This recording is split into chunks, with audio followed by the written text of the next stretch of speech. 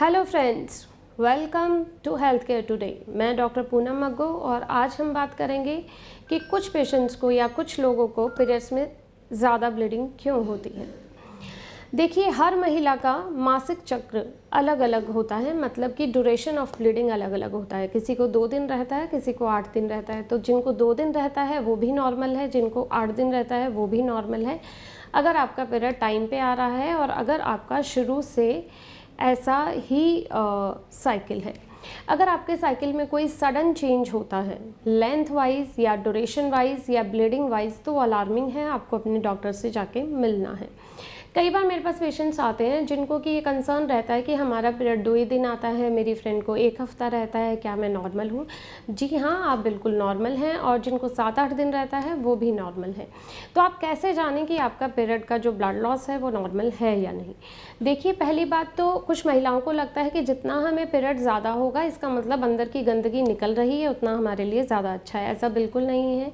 जो एंडोमेट्रियम हर महीने शेड होती है वो बहुत ही प्योर फॉर्म ऑफ ब्लड होता है, जो कि अगर आपको प्रेगनेंसी ठहरती तो वो बच्चे के निर्माण में काम आता। तो आप सोच सकते हैं कि वो कितना प्यूरिफाइड फॉर्म ऑफ ब्लड होता है।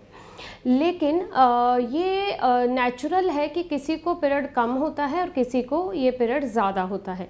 तो ज़्यादा करवाने पे ऐसा सोचना कि इससे हमारी गंदगी क्लियर हो रही है, ये बिल्कुल गलत है। अगर आपको एक दिन में 4 से ज़्यादा फुली सोक्ड पैड जा रहे हैं, फुली सोक होके 4 से ज़्यादा बार आपको पैड चेंज करना पड़ रहा है, तो इसका मतलब ब्लीडिंग आपको नॉर्मल से ज़्यादा है। अगर आपको 8 दिन पीरियड रहता है लेकिन आपको दिन में 2 ही बार पैड चेंज करना पड़ता है, तो वो नॉर्मल है।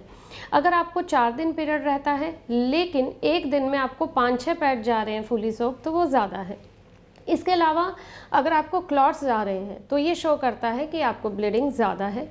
क्लॉट्स जाना, आपकी डेली एक्टिविटी हैम्पर हो जाना, इतना ब्लीडिंग होना, या आपका एनीमिक हो जाना, ये शो करता है कि आपको ब्लीडिंग नॉर्मल से ज़्यादा है और आपको डॉक्टर से कंसल्ट करने की ज़रूरत है। नॉर्मली एक मेंस्ट्रुअल पीरियड में 5 से 80 ml तक ब्लड लॉस नॉर्मल होता है। 5 ml जो होता है वो एक फुली सोक्ड पैड जो होता है वो लगभग 5 ml के करीब ब्लड सोक करता है। 80 ml टोटल ड्यूरेशन जो होता है 3-4 दिन या 8 दिन में 80 ml या 90 ml से ज़्यादा ब्लड लॉस नहीं होना चाहिए। तो इस तरीके से आप कैलकुलेट कर सकते हैं कि एक फुली सोक पैड कितने गए, एक पैड से 5 ml अगर निकलता है तो आपकी बॉडी से कितना ब्लड निकला, और अकॉर्डिंगली आप डॉक्टर से मिल सकते हैं। अगर थोड़ा बहुत ब्लड लॉस ज़्यादा हो रहा है तो डॉक्टर आपको आयरन की टैबलेट सजेस्ट करेंगे। कुछ ब्लीडिंग कम करने के लिए नॉर्मल जो मेडिसिन्स होती हैं वो आपको प्रिस्क्राइब करी जा सकती हैं।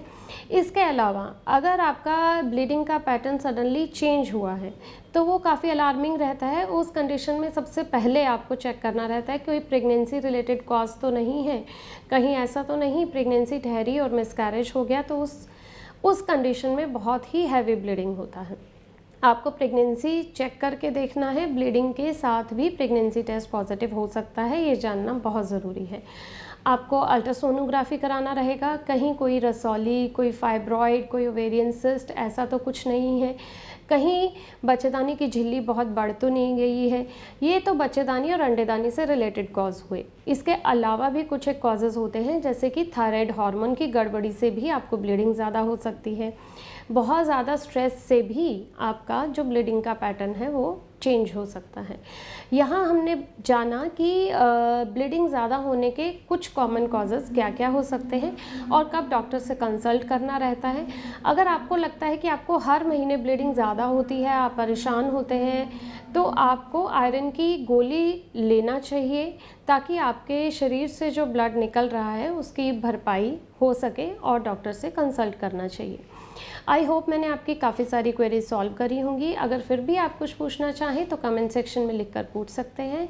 हम रखें आपका ख्याल।